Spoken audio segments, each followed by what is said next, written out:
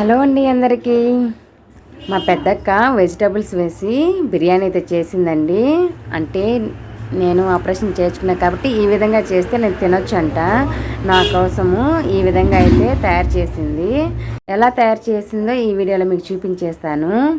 కట్టెల పొయ్యి మీద చేసిందండి. అంటే రైస్ అనేది ఎక్కువ తీసుకున్నాం కాబట్టి స్టవ్ పైన తొందరగా అవ్వదనేసి అయితే బయట పొయ్యి అయితే మంటేసాయి పెట్టేసాం.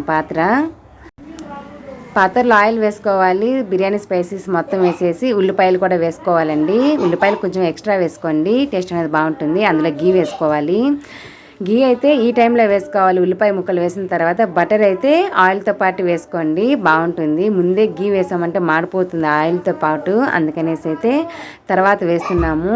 ఉల్లిపాయ ముక్కలు బ్రౌన్ కలర్లో వచ్చిన తర్వాత అల్లం వెల్లుల్లి పేస్ట్లో కొద్దిగా లవంగాలు చెక్క వేసి గ్రైండ్ చేసుకోండి, బాగుంటుంది బిర్యానీ ఫ్లేవర్ టేస్ట్. అందులో టమాటాలు కూడా వేసేసుకోవాలి. టమాటాలు కూడా వేసేసి ఒకసారి బాగా మిక్స్ చేసుకోవాలి. 1 కేజీ రైస్ తీసుకున్నాము మేము, 1 కేజీ టమాటాలు వేసింది మా యొక్క, 1/2 కేజీ ఉల్లిపాయలు వేసేసింది. తర్వాత అందులో కొత్తిమీర, అలాగే 1/2 కిలో క్యారెట్, 1/2 కిలో చిక్కుడు, 1/2 కిలో బీన్స్ వేసింది. బఠానీ దొరకలేదండి, లేదంటే అవి కూడా వేసేస్తుంది మా అక్క. మీకు దొరికితే వేసుకోండి, చాలా బాగుంటుంది బిర్యానీ. ఇప్పుడు బిర్యానీకి సరిపడా కల్లుప్పు వేసేసుకొని ఒకసారి బాగా మిక్స్ చేసుకోవాలి.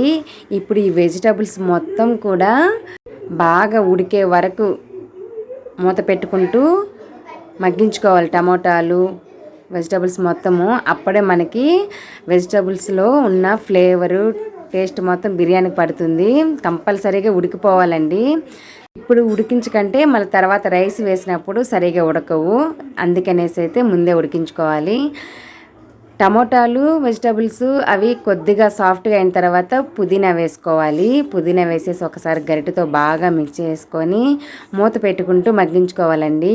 ఇవి కొద్దిగా మగ్గిన తర్వాత అందులో ధనియాల పొడి, అలాగే కారపొడి, 1.5 table spoon coriander powder, 1 table spoon chilli powder వేసింది. మీరు కావాలంటే పచ్చిమిరపకాయలు ఆనియన్స్తో పాటు వేసుకోవచ్చు. నేను పచ్చిమిరపకాయ తినకూడదు అనేసి అయితే కారపొడి అయితే వాడిందండి. వేసేసి ఒకసారి బాగా మిక్స్ చేసుకోవాలి. మంట అనేది కొంచెము ఎక్కువైందనేసి తీసి పక్కన పెడుతుంది. ఫ్లేమ్ని మీరు కూడా తగ్గించుకుంటూ అలాగే పెంచుకుంటూ అయితే చేసుకోండి.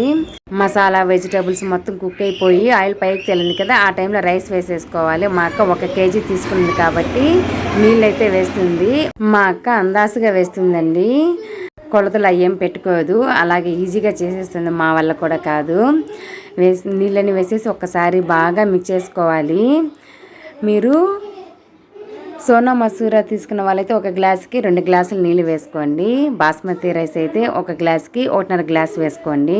కుక్కర్లో చేసుకుంటే 1 గ్లాస్కి 1 గ్లాసే వేసుకుంటే పొడి పొడిలాడుతూ బాగా వస్తుంది. నీళ్ళైతే వేసాం కదా, ఇప్పుడు మూత పెట్టుకోవాలి. బాగా ఎసురు కాగి ఇలా ఉడుకుతూ ఉంటుంది. పొంగు అనేది కింద పోకుండా చూసుకోవాలి, అప్పుడే బాగుంటుందండి.